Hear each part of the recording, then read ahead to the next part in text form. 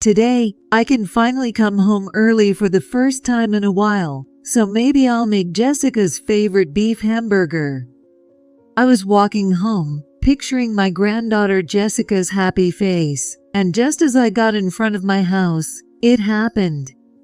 A car turned the corner, so I moved to the side of the road to get out of its way. The car passed slowly right in front of me. In the driver's seat was my husband, Greg, and in the passenger seat was Jessica. As I watched the taillights fade away, I was overwhelmed with an uneasy feeling. Jessica was sitting in the passenger seat, slumped and with her lips tightly pursed. Her expression was similar to the one she has when she's being scolded. I was sure that they weren't in the mood to have fun. About 2 weeks later, on a Saturday afternoon, I was at the dealer. Carol, your car is ready. The inspection is complete, but... The mechanic said, rubbing his hands together as if he was hesitant to say something. Your husband has been using this car lately, right? It's difficult to explain here. Could you come with me to check something? I followed the mechanic to where the car was parked. He opened the car and took out a plastic bag. Actually, during the inspection, we found this on the floor. I looked inside the bag and was shocked. It was Jessica's missing underwear. The underpants was crumpled up and quite dirty. So that's what this was about. I don't want this car anymore. Please dump this car.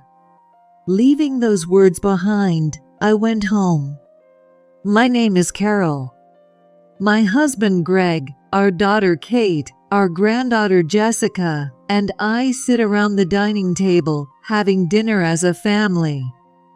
Jessica just started 2nd grade and seems to be having fun every day with the new school term. She's eagerly talking about what happened at school, her mouth full of food. And then, my friend Mandy got in trouble with the teacher. Hey, Jessica, if you're going to talk, swallow your food first. Okay. Jessica obediently swallowed and immediately started talking again. Kate listened with a troubled yet amused smile on her face. Jessica is truly adorable. The word carefree seems to have been made just for her. And then, Grandma, guess what? The teacher chased a bunny and fell into a hole. Oh my, that's terrible. Did the teacher get hurt? Nope. Seemed fine. But her face was bright red. Kate and I burst into laughter at Jessica's story. It's moments like this that make me feel so happy. But this peace didn't last long. Suddenly, Greg's yelling filled the dining room. Are you kidding me? Why don't you attack there, coward?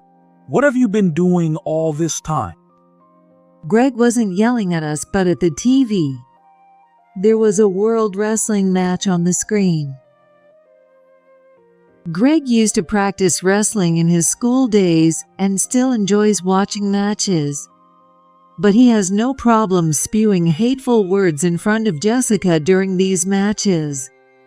Now, he seemed furious over a mistake made by a competitor. Without caring about us, he kept shouting, Hey, go forward there. Why aren't you going forward? Are you an amateur? You're useless. Every single one of you is a weakling. His ranting was so obnoxious that I found myself getting irritated. Not at the athlete, of course, but at Greg. Hearing such foul language spoils the dinner we were enjoying. If he has that many complaints about the athletes, he should become a coach or join the match himself. That's what I thought to myself, but I was too scared to say anything, worried his anger might turn on me. Once, I tried to gently remind him, and although he didn't raise his hand, he did scream at me and stormed out of the house. Even after he returned, he stayed in a foul mood for days, and we couldn't have a proper conversation. Remembering that, I thought it best not to stir up trouble.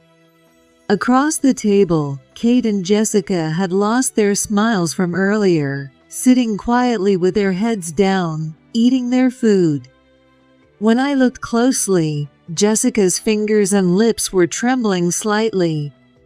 The atmosphere had turned sour, and we scattered away from the dining table like a group of frightened spiders. While I was washing the dishes in the kitchen, Kate opened the door and peeked in. Her expression was tense, like something serious had happened. Mom, can I talk to you for a sec? What's up? Is something wrong?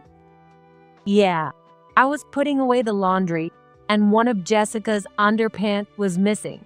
Mom, do you know anything about it? I stopped washing the dishes and looked at Kate. Underwear? Maybe it fell while I was gathering the laundry?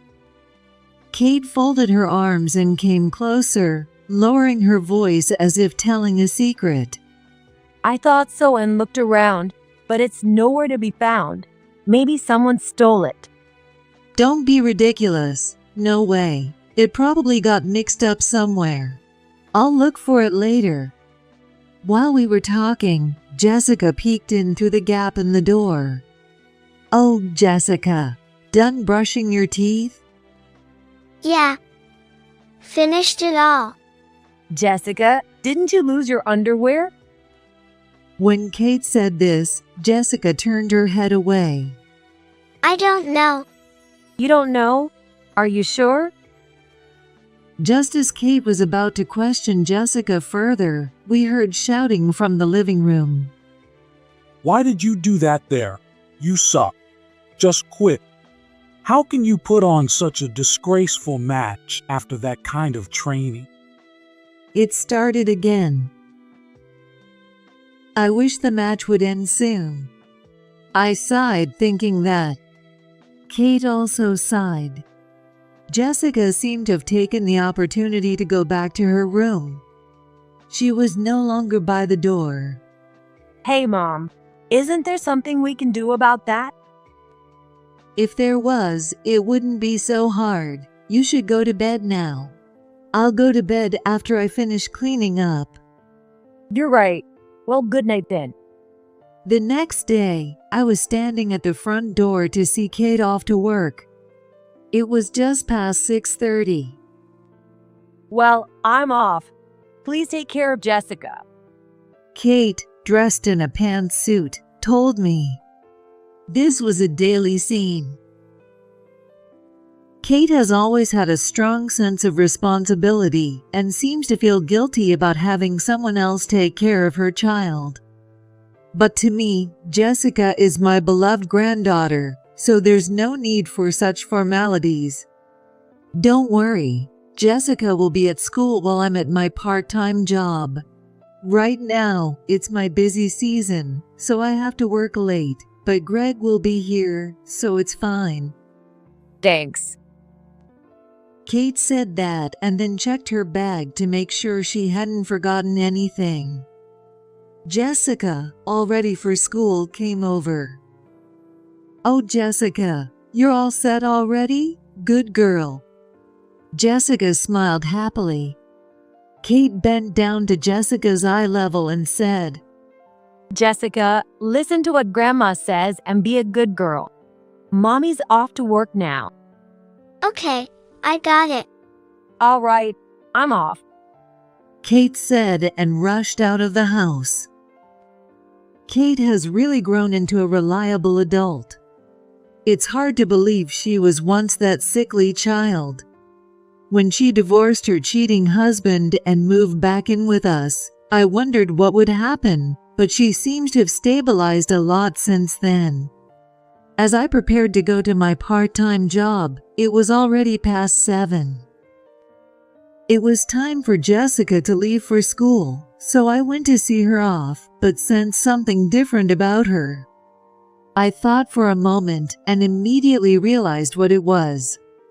Jessica, where's your hairpin? You know, the one you really liked. Jessica's eyes shifted uneasily at my question. Well, if I wear a hairpin, the teacher will scold me, so I'm not wearing it. Oh, really? But I don't remember seeing any rule about that. Just as I said that, Greg came down from the second floor. The moment Jessica saw him, she gasped. Then she quickly said and dashed outside. I'm going now. Bye. Is Jessica hiding something from us? And she seems afraid of Greg. For Jessica's sake, I thought I should find the right moment to talk to Greg. Greg, still in his pajamas, was sitting on the sofa watching TV. Since his retirement, he's been working as a part-time staff member, but he has more days off than before. Hey, since my part-time job is going to be busier, could you look after Jessica when she gets home? Yeah, I got it. Don't worry. Also, the car inspection is coming up, so there will be some days when we can't use the car.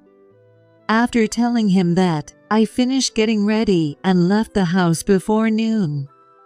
My workplace is a restaurant not too far from home. It's usually not that busy, but now it's the peak season, so it's quite crowded. I'm worried about Jessica, but I changed my mindset and walked to work. As expected, the restaurant was packed with reservations that day.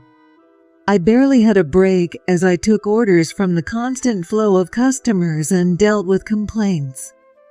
It was already past 9 p.m. when I left work. But Kate probably wasn't home yet either. She's working hard to earn money for Jessica. She even got permission from the company to do part-time work after hours. I hope she doesn't push herself too hard and collapse. Thinking about this, I walked home. When I turned the corner and saw my house, I stopped in my tracks, feeling a sense of unease. For some reason, not a single light was on in the house. Also, Greg's car wasn't there. Greg must have taken Jessica somewhere. Maybe they went to the nearby shopping mall. But is it safe to be out this late? I hope they haven't gotten into any trouble. Worried, I took out the leftovers from yesterday's dinner from the fridge and heated them in the microwave. I also made a mashed potato as a side dish. Just then, Greg and Jessica came back home. Welcome back. Where have you been? But neither of them answered my question. The bath is ready. Do you want to take a bath first or eat? When I asked that, Greg replied, Eat. Jessica had no smile on her face, looking down without saying anything. Something's off with Jessica.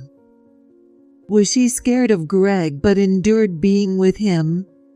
Jessica, why don't you take a bath? I deliberately avoided the topic and took Jessica's hand.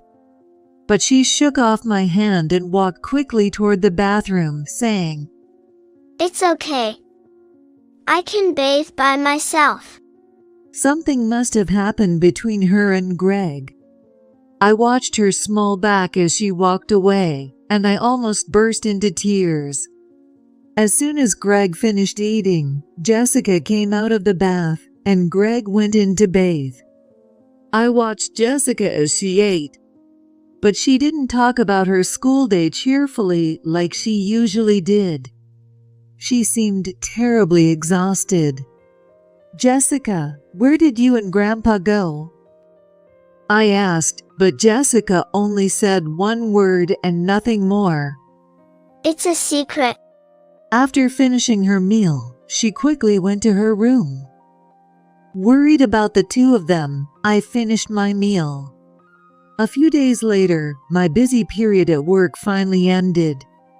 I could finally come home early for the first time in a while, so I thought I'd make Jessica's favorite beef hamburger today. Picturing Jessica's happy face, I walked up to the front of my house. That's when it happened. A car turned the corner, so I moved to the side of the road to get out of its way. The car slowly passed right in front of me. Is Greg going somewhere? In the driver's seat was Greg, and in the passenger seat was Jessica. They didn't seem to notice me and drove away. Watching the taillights fade away, I was overcome by a sense of dread. Jessica, sitting in the passenger seat, was slumped over, her lips tightly pursed. Her expression was much like when she's been scolded. It was clear they weren't heading out for fun. But since I couldn't follow them, I just went back home. On the living room table, there was a note in Greg's handwriting. Taking Jessica out. We'll be late, but don't worry. Even though he said not to worry, after seeing them like that, I couldn't help but worry. I tried to push away my anxiety by making hamburgers. Time seemed to pass incredibly slowly. 1 hour, 2 hours went by, and they still weren't home. I didn't take a bath or turn on the TV, just waited for them to return.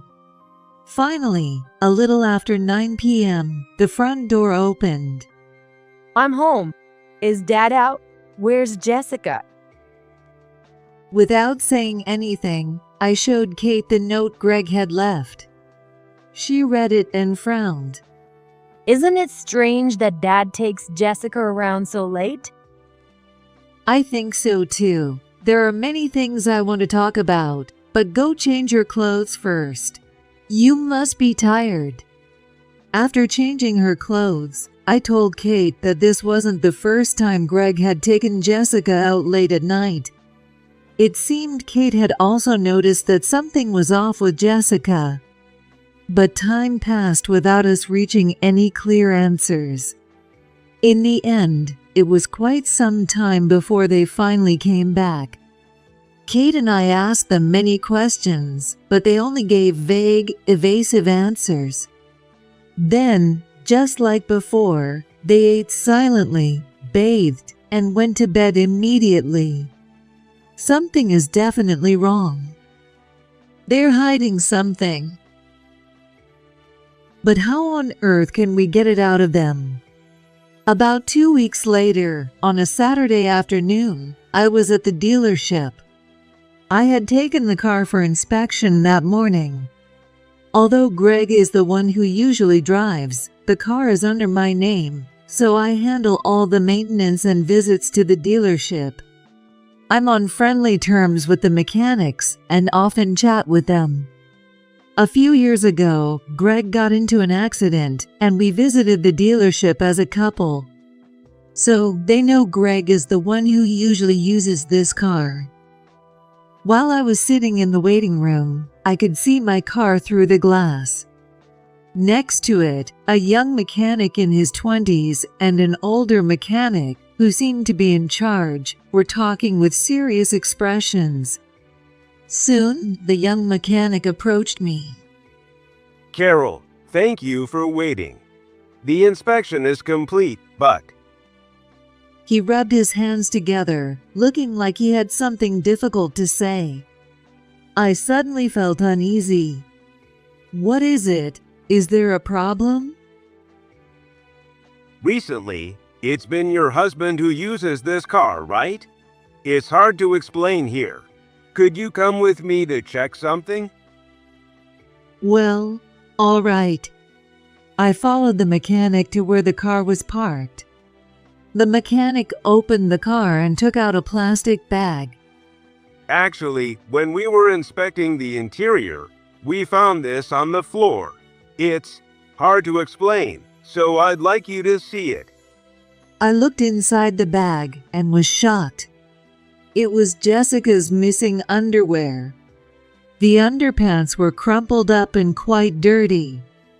Moreover, Jessica's favorite hairpin was also in the bag. It was twisted and had faint stains that looked like blood on it. I couldn't say anything as I looked at those two items. I was just in shock. But at the same time, it became clear to me that Greg was doing something terrible to Jessica. Since I wasn't saying anything, the mechanic probably grew uneasy. He leaned in to look at my face and spoke to me. Well, are you all right? If you'd like, we can contact the police on your behalf. Hearing his words snapped me back to reality. Sorry. Actually, these belong to my granddaughter. She probably hid them because she was embarrassed about having an accident. Oh, is that so? I apologize for jumping to conclusions. I thought something serious had happened. So, they belong to your granddaughter. He must have been thinking through various scenarios. Sorry for worrying you. Oh, by the way, is it possible to see the locations this car has been to using the navigation system? Yes, that's possible. Modern cars keep a log. That's how affairs get exposed, you know. Would you like to see? Yes, please. It didn't take long. The car had been to 3 places recently. Greg's workplace, the usual supermarket, and Greg's family home. Greg's family home is currently vacant, so there shouldn't be any reason to go there. So, it's almost certain that he took Jessica there. Convinced, I told the mechanic one last thing. Please dispose of this car. Then, after paying the inspection fee, I walked home. This car has likely become a trauma for Jessica. When I got home, I immediately confronted Greg about what happened at the dealership. These were found in the car. What on earth were you doing with Jessica? Nothing. Jessica probably hid her soiled underwear because she was embarrassed. Then why did you go to your family home? The location was in the car's navigation history. You had no reason to go there. There was a reason. To pull weeds and clean up. Jessica said she wanted to help, so I took her. Greg answered my questions while lying on the sofa, yawning. Out that late. Jessica is still in elementary school. You're being too noisy. What's your problem? Greg stood up and grabbed me by the collar. You told me to look after her, so I did. Why am I being blamed for this? Don't push your luck. I was terrified, fearing he might hit me. Instinctively, I closed my eyes. But even Greg wouldn't resort to violence. He shoved me toward the wall, laughing as he lay back on the sofa. My heart was pounding so hard that I couldn't speak. We're done here.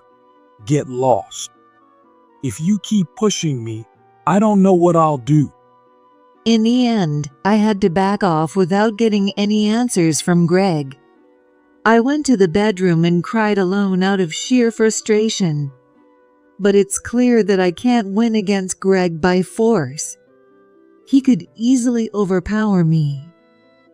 However, I can't just let this go. With my face buried in the blanket, I began to plan my next steps. Later that night, after Greg went to bed, I discussed the day's events with Kate. Hearing my story, Kate's face turned red with anger, and she clenched her fists. I don't care if he's my dad. This is unforgivable. And treating you like that is just horrible. So here's what I'm thinking. I want you to take a day off work on Monday. I'll take the day off too, and we'll keep Jessica out of school. That's fine. But what are you planning to do? Greg will be at work that day. During that time, I want us to talk to Jessica and find out what's really going on. Kate crossed her arms and thought for a while. I waited patiently for her to gather her thoughts. I understand what you're suggesting, Mom, but I'm worried about Jessica. She's surely been hurt by all of this. I understand that, but it's impossible to get it out of Greg, and we don't have any solid evidence. We have to hear it from Jessica. And then Monday came. Jessica seemed happy to have a day off from school, smiling brightly. So, Kate and I decided to ask Jessica the truth. Hey, Jessica, where did you go with Grandpa? It's a secret. Jessica, please be honest with us. We're here to protect you. At Kate's desperate plea, Jessica's smile faded. She puffed out her cheeks in annoyance and stared at the TV. Jessica, please. Kate gently hugged Jessica from behind and whispered in her ear. Jessica's face twisted, and large tears started to roll down her cheeks. I hate Grandpa. I hate him so much. She clung to Kate's arms and began to cry. I gently rubbed her back to calm her down. I'm sorry I didn't notice. You must have been so scared, but it's okay now. You're safe. Jessica cried for a while, but when she finally calmed down, she sniffled and told us everything. Grandpa suddenly said he was going to give me training. I said no, but he hit me. What kind of training? He called it wrestling. Even when I said it hurt, he wouldn't stop, and my hairpin got broken too. I hid it because I didn't want to get in trouble. And, about the underpants, I'm sorry. Even though I'm in second grade, I wet myself. Because Grandpa. Just recalling it seemed terrifying for her. Jessica's body trembled. That was more than enough. How could someone do such horrible things to such a sweet child? In my anger, I bit my lip hard. Thank you for telling us, Jessica. I'm so sorry you had to go through that. Why don't you rest in your room for a bit? Kate took Jessica to her room. Unforgivable. I made a decision to protect Jessica. When Kate returned to the living room, I told her, I'm calling Greg. Kate immediately understood what I intended to do. She nodded without saying a word. What's going on? My lunch break's almost over. I'm hungry, so make it quick. I put the phone on speaker. I heard everything from Jessica. You were giving her wrestling training, weren't you? Yeah, that's right. I was teaching her wrestling. He spoke as if he had done something perfectly normal. You knew Jessica hated it, didn't you? Her body is covered in bruises. Shut up. This is your fault. I couldn't teach you to wrestle because of your sickly body. Hearing Greg's words made my body flush with anger. Don't do things without considering others. She's at an age where she listens to everything adults say. You need to be more considerate. Huh? That's exactly why. You're an idiot. Listen, it's better to start sports early. Frankly, Jessica's age is already late. So, you should stay out of this. Then why force her to do something she hates? Nobody asked you to. As Kate and I confronted him, Greg grew increasingly irritated, and his tone became rougher. My dream was to become an Olympic athlete. That didn't happen. But now, things are different. I can make Jessica an Olympic athlete. That's just your ego.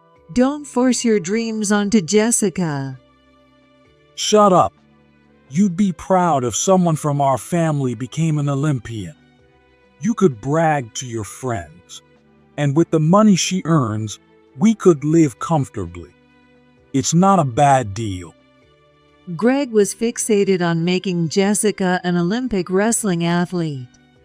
But it was clear this was for his own sake, not Jessica's. He was taking out his frustrations and regrets from his past failures on his granddaughter. How pitiful. I was beyond anger, I was simply disgusted. There's no point in continuing this conversation. What did you say? Listen, Greg, no one can fulfill your broken dreams for you. Even if Jessica made it to the Olympics, it wouldn't make you great. What are you trying to say? The only thing we can do now is watch over her growth. You should know that by now. So just give it up. Your dream is over. Don't mess with me. I. Greg's words trailed off. All I could hear was the faint sound of his teeth grinding. Stop trying to teach wrestling to Jessica. If you want to train so badly, then take lessons yourself. With that, I hung up the phone. There was nothing more I wanted to say to Greg. When I glanced at Kate, she was quietly shedding tears. Kate, are you okay? Yeah, I'll be fine. After that, Kate and I packed up our belongings. We were leaving this house. I had spent many years with Greg, but I could never forgive him for hurting Jessica. So, from the moment Jessica first told us what happened, I had decided to divorce him. Jessica quickly understood and started packing her school things. Once we were ready, I called a taxi and we headed to the nearest hotel. I left a note on the table. We're leaving. I'll send the divorce papers later. A few months later, on a weekend, we were gathered around the dining table in our apartment. On the plate was Jessica's favorite beef hamburger. She was happily talking about her playtime with friends from earlier that day. And guess what? Mandy stepped in dog poop. Hey now, don't talk about that during dinner. Kate said that while laughing joyfully. Watching the two of them made me feel so happy. As soon as we left the house, Kate explained the situation to her boss. Then her boss suggested that she move to an apartment owned by her boss. My divorce from Greg was finalized quickly. It turned out that someone living near Greg's family home had witnessed his interactions with Jessica. It was clear that what he was doing couldn't be called training. This neighbor had even recorded a video as evidence and reported it to the police. This irrefutable proof not only led to the divorce, but also required Greg to pay a substantial amount of alimony. Greg, perhaps realizing his position, didn't put up much of a fight. The car from the dealership was arranged to be sold off. Hey, Grandma, listen. Sorry, what is it? I then listened happily to Jessica's stories. I'm so glad she's regained her energy. Jessica had suffered emotional wounds because of Greg. Kate quit her part-time job to spend more time with Jessica. I also did everything I could to support Jessica's emotional healing. Thanks to that, she gradually regained her smile. The scars on her heart won't heal easily. But both Kate and I plan to be there for Jessica always. And guess what? I'm going out to play again tomorrow, so I'll have lots of stories to tell. All right, I look forward to it. Be careful and have fun.